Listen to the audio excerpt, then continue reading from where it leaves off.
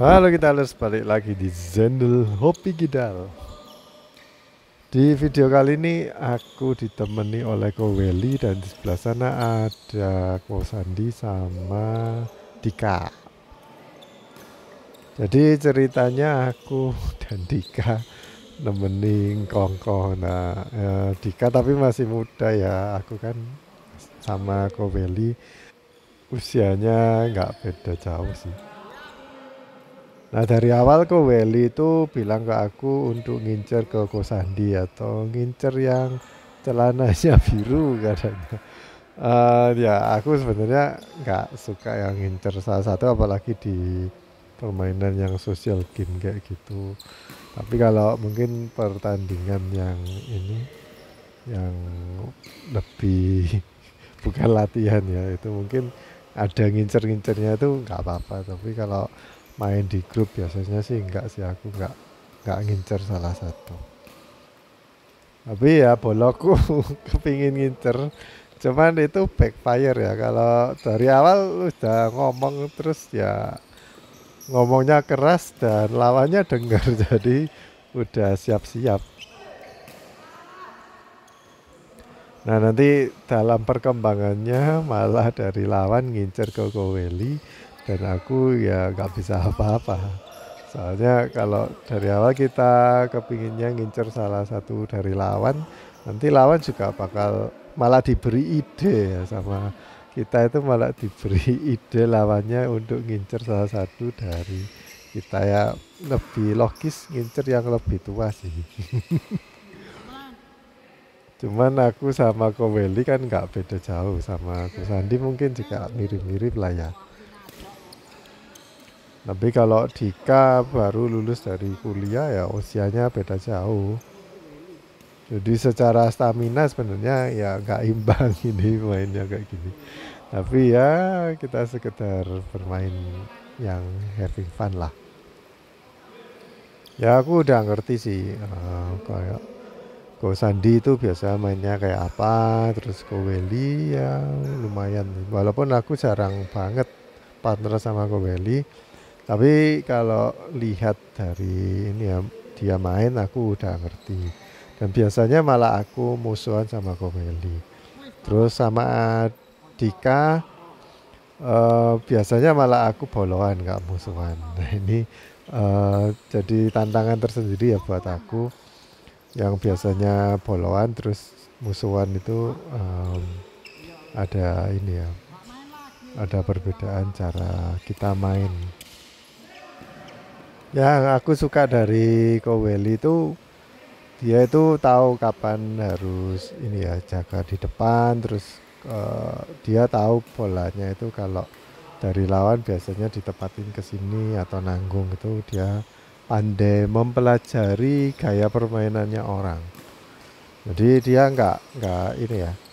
Kadang kan ada orang yang habis nyemes terus dia maju langsung gitu. Terlepas dari lawannya itu biasa ngasih net atau enggak, tapi ada yang kayak gitu. Terus sebagai partner biasanya kan kalau punya teman kayak gitu kita harus siap-siap langsung ke belakang gitu. Jadi habis nyemes dia maju, kita yang tadinya di samping tuh harus mundur ke belakang atau siap-siap di belakang.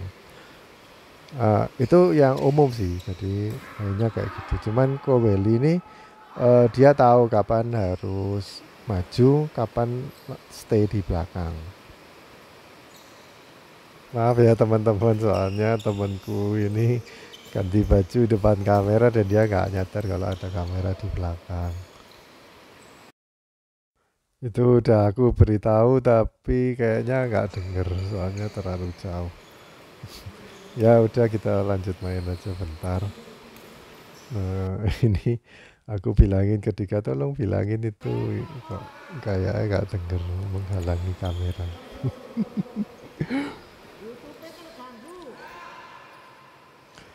Oke kita lanjut ya, sebagai anak muda aku dan Dika aku gak muda, sebagai anak yang lebih muda ya diharapkan kita itu lebih ini ya, eh, staminanya harus lebih terjaga. Maksudnya ya tetap kayak gendong gitu, walaupun kita mungkin secara skill nggak terlalu bagus atau mungkin sama. Tapi kalau kita itu lebih muda, itu yang lebih tua biasanya mengharapkan kita itu mainnya lebih rajin, atau mungkin mereka ketika udah mulai lemes atau mulai menurun ya staminanya, diharapkan oleh mereka kita itu masih bisa eh, durasi staminanya itu masih ada gitu. Jadi sebenarnya kalau seperti itu, malah kalau ngincer ya, ngincer itu malah ngincerlah yang lebih muda dulu, jangan ngincer yang lebih tua. Nanti setelah yang lebih muda dihabisin tenaganya, baru nanti ngincer yang lebih tua. Itu strategi yang menurutku layak atau lebih baik dilakukan daripada dari awal kita ngincer yang lebih tua. Nanti kalau apalagi terang-terangan bilang ngincer itu yang lebih tua, nanti yang lebih muda bakal cover gitu. Atau mungkin ya seperti yang di sini, yang lebih muda langsung ngincer yang dari pihakku, dari pihak lawannya yang lebih tua, jadi sama-sama ngincer lebih tua, jadi yang nggak enak dari awal udah nggak enak mainnya. Nah biasanya kalau kita itu ngincer yang lebih muda, yang tua biasanya sungkan, terus kalau jaga depan gitu, nanti dia bakal ini gelitis, atau kalau ada bola lewat dia bakal ngambil gitu. Biasanya yang lebih tua seperti itu, dan kebanyakan mati soalnya kalau kita mainnya cepat ya, bola-bola cepat, biasanya yang lebih tua ditaruh di depan itu ini. Kalau jaganya kurang belakang, kurang mundur, nanti dia bakal refleksnya kan nggak terlalu cepat, jadi banyak nyangkutnya, atau mungkin nggak nyampe fault gitu ya, kena raket terus nggak sampai, nggak balik maksudnya. Makanya aku bilang menggemaskan tuh maksudnya gemes, biasanya kalau kita itu partner sama orang yang lebih tua itu gemesnya itu di situ. Tapi ini tergantung juga dari skill ya. Kadang ada kayak ngkongko atau om-om yang usianya di atas kita tapi mainnya itu bagus, dan dia udah ngerti gitu kalau em, jaga di depan tuh nggak boleh terlalu depan, jadi jaganya di belakang. Terus dia tahu kapan dia itu tahu diri, refleksnya itu seberapa cepat bisa ngambil atau enggak. Tapi kalau misalkan refleksnya enggak terlalu cepat, udah ngerti, dia itu bakal kayak udah ngerencanain kalau mau ngambil. Jadi kebanyakan om-om atau kongko yang udah tua itu ngerti kalau bola taruh di sini nanti bakalan sama lawan tuh ditaruh mana, dia udah kayak siap-siap, tangannya itu udah tahu gitu bakal ditaruh di sini, jadi dia udah siap-siap geser ke sana, atau mungkin raketnya udah siap di atas di daerah situ. Lain sama kalau kita itu mainnya random ya, bukan random sih, kalau mainnya basic itu biasanya memang coach itu menyarankan raketnya kan diangkat. Cuman menurutku lebih tepatnya itu bukan raketnya yang diangkat kayak orang mau mentung gitu, tapi kepala raketnya yang diangkat. Tetap badannya itu masih crouching ya, atau kayak kayak mau nerekam gitu loh. Jadi pasang kuda-kudanya itu kadang-kadang pemain depan itu kan nggak tegak, berdiri tegak gitu kan, tapi agak nunduk biar nggak kena smash pertama. Yang kedua juga kalau di dari lawan itu cepet, kita nggak ini sih, kalau mau nunduk biar nggak kena kepala itu lebih cepet. Kalau aku lihat sih permainannya Ko Sandi kan lebih banyak naruh-naruh bola, tapi bolanya itu juga terarah. Kadang dia nyemes juga, tapi seringkali ngasih drop shot atau net-net yang tipis. Sedangkan Koweli kalau main tuh kan lebih aktif ya. Jadi dia itu kadang juga ngemes, terus nipu-nipu juga.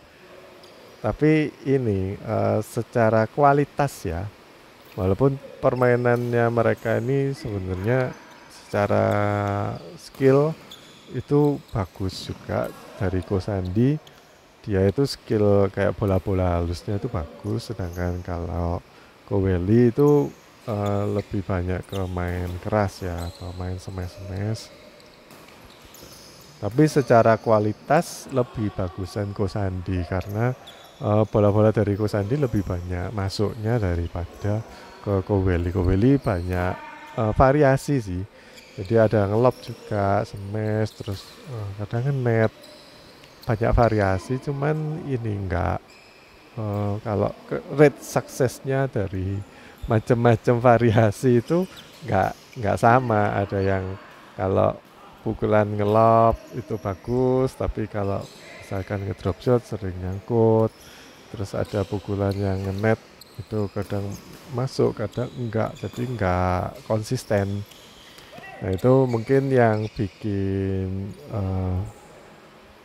ya bikin cepet kalah. Soalnya mainnya kadang kita udah olah bola gitu, terus partner kita matiin bola. Jadi sering kali terjadi seperti itu kalau kita itu bermain dengan beda atau usia, beda usia atau age gap. Tapi ini ya kalau menurutku gaya permainan tuh nggak dipengaruhi sama usia. Kadang ini walaupun masih muda mainnya seperti om-om itu juga ada. Kalau om-om mainnya seperti anak muda juga ada, yang gelondong-gelondong, loser-loser juga ada. Merasa belum tua mereka. Cuman kalau ini ya, kalau aku merasa sekarang ini kan lagi dikit-dikit cedera, terus juga agak lama gitu sembuhnya.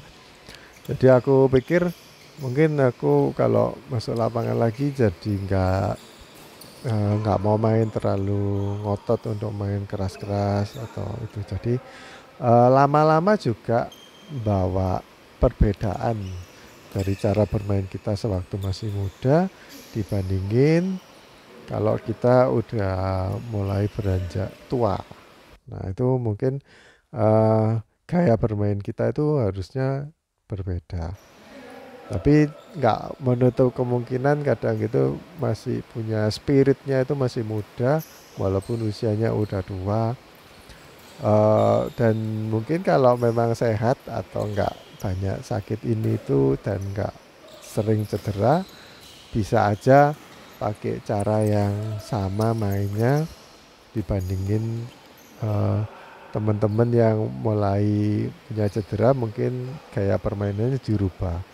Jadi kalau nyemes terlalu keras nanti sakit kayak tenis elbow terus apa. Kemarin aku ke dokter katanya bapak jangan badminton lagi. Ya udah bisa. Oh, disuruh stop badminton kan buat para pecinta badminton tuh sulit banget ya. Katanya olahraga yang cocok itu untuk usia bapak berenang loh ya, nggak nggak seru atau beda berenang sama badminton. Tapi paling nggak kita itu harus tahu diri ya. Memang sewaktu udah ada umur kadang lari-lari sana sini terus main cepet itu waktu main mungkin nggak terasa tapi setelahnya baru terasa. Dan itulah mengapa kita itu cenderung melihat kalau om-om yang main itu selalu gaya bermain mereka itu kayak udah tahu bola-bola mana yang sekiranya paling efektif untuk ditempatin di situ. Jadi placingnya itu nggak sekedar cuman cari ruang kosong, tapi dia itu kadang mancing ke ruang kosong terus udah ditunggu bola berikutnya. Jadi ada kayak pendapat umum ya, tipikal permainannya om-om itu seperti itu. Jadi naruh-naruh bola.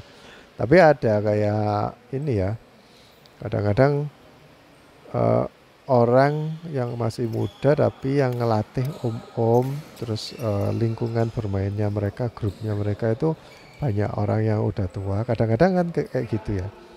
Waktu dulu aku trainingan tuh memang aku ada coachnya di lapangan sebelah, terus ada papanya temanku itu main di lapangan sebelah. Kadang-kadang mereka kekurangan orang, terus manggil kita, anaknya dipanggil atau mungkin temennya anaknya juga ikut ke sana. Jadi kita nggak pernah menang sih. Kalau dulu aku ketika SMP gitu main sama papanya, grupnya papanya temenku itu nggak pernah menang.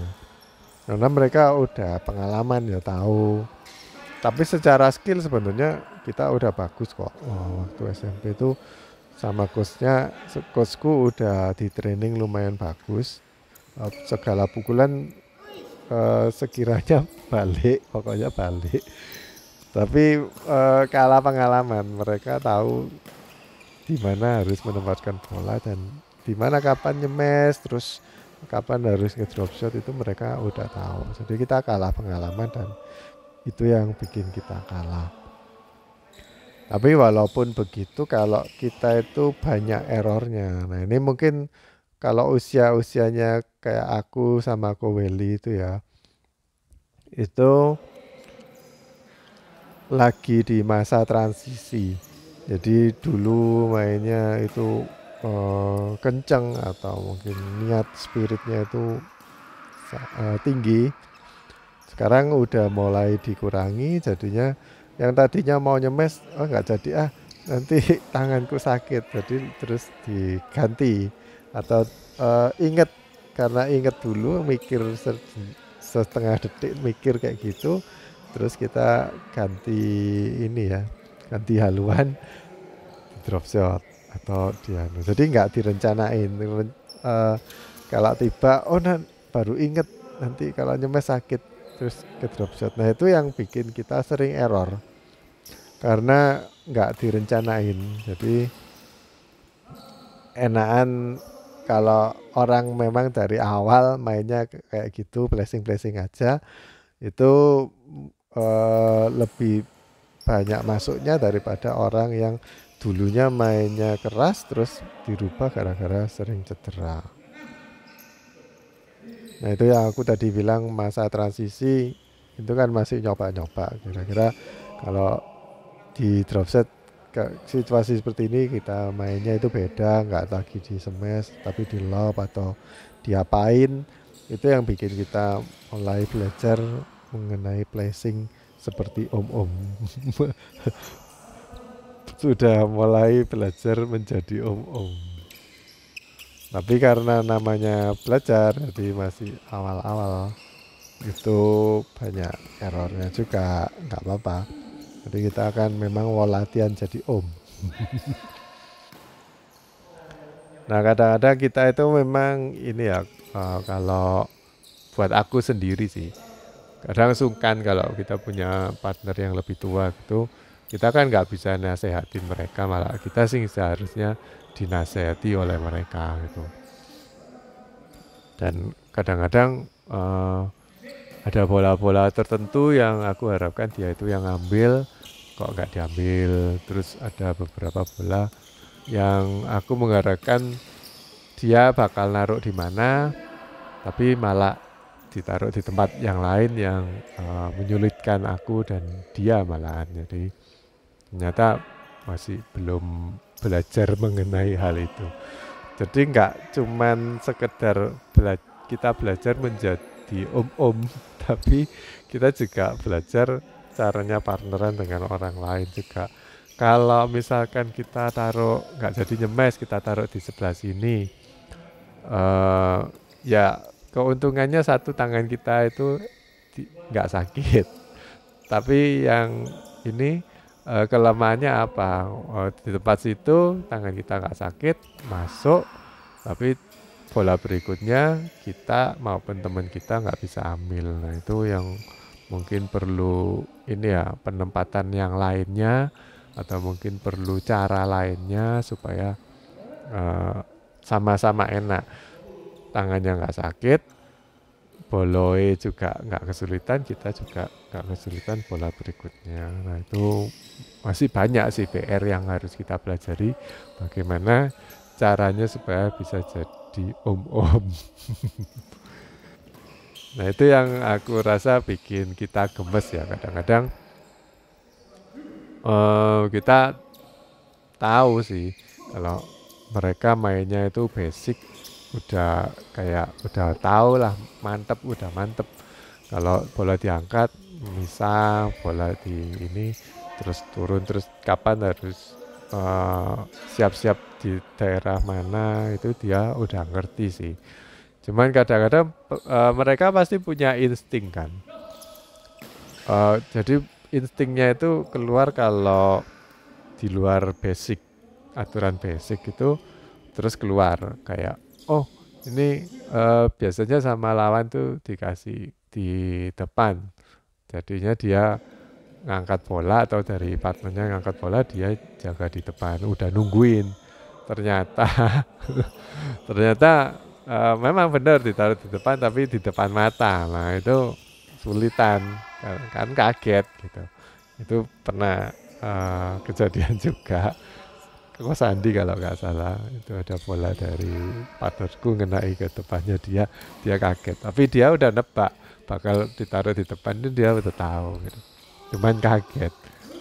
Terus yang kedua ternyata sama lawan tuh nggak ditaruh di situ atau malah disemes, ada bola yang di lob itu disemes di kiri dan kanan, nah akhirnya mati soalnya dia kan jaga di depan langsung gitu. Jadi fail untuk prediksi itu, indera keenamnya kali ini nggak jalan atau inisiatif atau ini ya intuisinya itu kali ini nggak tepat. Ya itu nggak apa-apa, dilatih terus. Kadang-kadang memang kita perlu spekulasi sih untuk jaga di depan, soalnya kalau dari belakang lari-lari ke depan udah kayak nggak mampu, jadinya langsung siap-siap di depan. Prediksinya 80% kadang masuk, kadang enggak. Ini apa? Kadang berhasil, kadang enggak. Caranya seperti itu. Ya nggak apa-apa, berarti kan sebenarnya udah tahu kalau bolanya di sini biasanya ditempatin di sini, tapi kurang detail aja untuk ngamatin lawannya. Bola yang seperti itu seperti yang bagaimana, terus posisi badannya lawan tuh bagaimana, jadi kan nggak sama ya. Dia pemain pasti punya ciri khas body language tertentu yang kita harus nebak, jadi kurang pengalaman. Tapi udah bagus sih untuk beranjak menjadi om-omnya, udah bagus karena punya inisiatif, nggak main standar tapi main secara insting. Cuman ya insting juga perlu diasah kan, itu berdasarkan pengalaman ya. Memang belum usianya om-om ya, bisa dibilang om kecil. Jadi masih pelajaran, ya gak apa-apa kan. Kita kan manusia perlu berproses ya. Nanti kalau udah mantep, udah jadi suhu, gak lama pensiun. Jadi baru-baru ini kan Momota yang pensiun, dia kayaknya sedih banget karena harus berpisah dari rekan-rekan setimnya, terus udah kayak meninggalkan badminton tuh kayaknya sedih banget. Nah tapi dia kan masih muda sebenarnya. Itu kalau mau main di luaran atau main bersama teman-temannya masih bisa. Atau jadi coach kalau nggak mau lepas dari dunia badminton, jadi coach. Oke guys, jadi gitu aja sih cerita-cerita dari aku, dan ini sekedar opini aja ya. Jadi terlepas kita itu mau main sama siapa aja, harusnya tetap kerjasama sama partner. Maksudnya kita punya partner seperti ini ya disesuaikan aja, jadi nggak perlu sebaiknya sih kalau yang lebih tua nggak mengharapkan yang lebih muda yang harus ngajuli atau cover semuanya. Kadang-kadang kan yang muda juga kadang-kadang pas capek atau mungkin masih belum bisa ini ya. Kalau aku jujur sama Kobeli jarang partneran, jadi masih belum mengerti sih. Ini Kobeli biasanya mainnya itu gimana.